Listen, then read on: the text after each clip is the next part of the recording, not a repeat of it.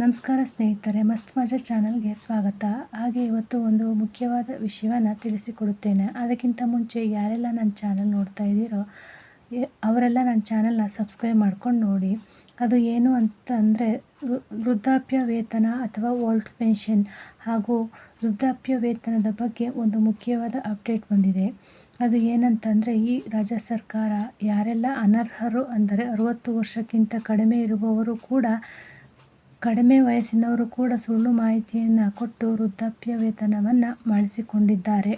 ಅಂಥವರನ್ನು ಕಂಡುಹಿಡಿದು ಅವರ ವೃದ್ಧಾಪ್ಯ ವೇತನವನ್ನು ಕಡಿತಗೊಳಿಸುವುದರ ಬಗ್ಗೆ ಮತ್ತು ಕಠಿಣ ಕ್ರಮ ಕೈಗೊಳ್ಳುತ್ತೇವೆ ಎಂದು ರಾಜ್ಯ ಸರ್ಕಾರ ಸ್ಪಷ್ಟನೆಯನ್ನು ಕೊಟ್ಟಿದೆ. ಹಾಗೆ ವೃದ್ಧಾಪ್ಯ ವೇತನ 60 ವರ್ಷ ಅಥವಾ ಅದಕ್ಕಿಂತ ಹೆಚ್ಚು ವಯಸ್ಸಿನ ಬಡ ಹಿರಿಯ ನಾಗರಿಕರಿಗೆ ನಿತ್ಯ ಅವಶ್ಯಕತೆಗಳನ್ನು ಪೂರೈಸಲು ಹಣಕಾಸು ನೆರವು ನೀಡುವುದು.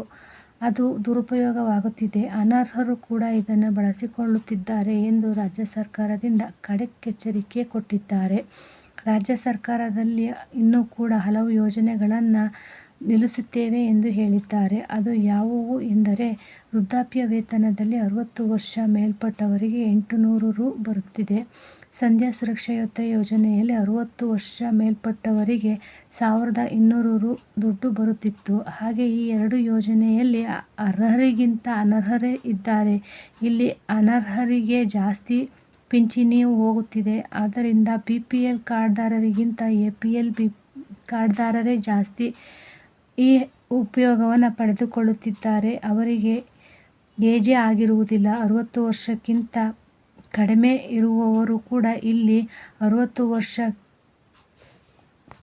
ವರ್ಷ ಮೇಲ್ಪಟ್ಟವರಿಗೆ ಕೊಡಬೇಕಾಗಿರೋದು. ಆದರೆ ಇಲ್ಲಿ 60 ವರ್ಷಕ್ಕಿಂತ ಕಡಿಮೆ ಇರುವವರೆಲ್ಲ ಪಿಂಚಣಿನ ತಗೋತಾ ಇದ್ದಾರೆ. ಹಾಗಾಗಿ ಈ ರೀತಿಯ ಅನರ್ಹ ಪಿಂಚಣಿಯನ್ನು ನಿಲ್ಲಿಸಿಬಿಡೋಣ ಅಂತ ರಾಜ್ಯ ಸರ್ಕಾರ ಸುತ್ತೋಲೆಯನ್ನು ಹೊರಡಿಸಿದೆ. ಜೂನ್ 6ರಿಂದ ಜುಲೈ 9ರ ಒಳಗೆ ನಿಲ್ಲಿಸಿ ಬಿಡಬೇಕು ಅಂತ ಕಾಂಗ್ರೆಸ್ ಸರ್ಕಾರ ತೀರ್ಮಾನಿಸಿದೆ. 9,04,000 ಜನರು ನಿಜವಾದ ಅರ್ಹರು ಇರುವಂಥದ್ದು. ಆದರೆ ಅನರ್ಹರು ಇರುವುದು 21,87,000 ಜನಗಳು ಸುಳ್ಳು ಮಾಹಿತಿಯನ್ನು ಕೊಟ್ಟು 800 ರು ಪಿಂಚಣಿಯನ್ನು ಪಡೆಯುತ್ತಿದ್ದಾರೆ. ಹಾಗೆ ಸಂಧ್ಯಾ ಸುರಕ್ಷತಾ ಯೋಜನೆಯಲ್ಲಿ 60ಕ್ಕಿಂತ ಜಾಸ್ತಿ ವಯಸ್ಸಾಗಿರುವವರಿಗೆ 1,200 ಕೊಡುತ್ತಿದ್ದರೂ ಅರ್ಹರ ಪಟ್ಟಿ 14,15,000 ಜನಗಳಿಗೆ ಮಾತ್ರ 64 ವರ್ಷ ಆಗಿರುವಂಥದ್ದು. ಆದರೆ ಅನರ್ಹರು ಎಷ್ಟಿದ್ದಾರೆ ಅಂದರೆ 33,33,000 ಜನರು ತಗೋತಾ ಇದ್ದಾರೆ. ವಯಸ್ಸೇ ಆಗಿಲ್ಲದಿದ್ದರೂ ಕೂಡ ಫೇಕ್ ID ಕೊಟ್ಟು ಅವರು ಕೂಡ 1,200 ತಗೋತಾ ಇದ್ದಾರೆ.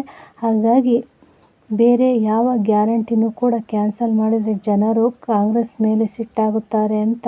ಹಾಗಾಗಿ ಈ ರೀತಿಯ ಅನರ್ಹರನ್ನು ಕಂಡುಹಿಡಿದು ಅವರ ಅನರ್ಹ ಪಿಂಚಣಿಯನ್ನು ಕ್ಯಾನ್ಸಲ್ ಮಾಡಿ ಎಂದು ಕಾಂಗ್ರೆಸ್ ಸರ್ಕಾರ ಖಡಕ್ಕಾಗಿ ಸೂಚನೆಯನ್ನು ಅಥವಾ ಸುತ್ತೋಲೆಯನ್ನು ಹೊರಡಿಸಿದೆ. ಈ ಮಾಹಿತಿ ನಿಮಗೆ ಇಷ್ಟವಾದರೆ ಒಂದು ಕಾಮೆಂಟ್ ಮಾಡಿ ಮತ್ತು ಸಬ್ಸ್ಕ್ರೈಬ್ ಮಾಡೋದನ್ನು ಮರಿಬೇಡಿ.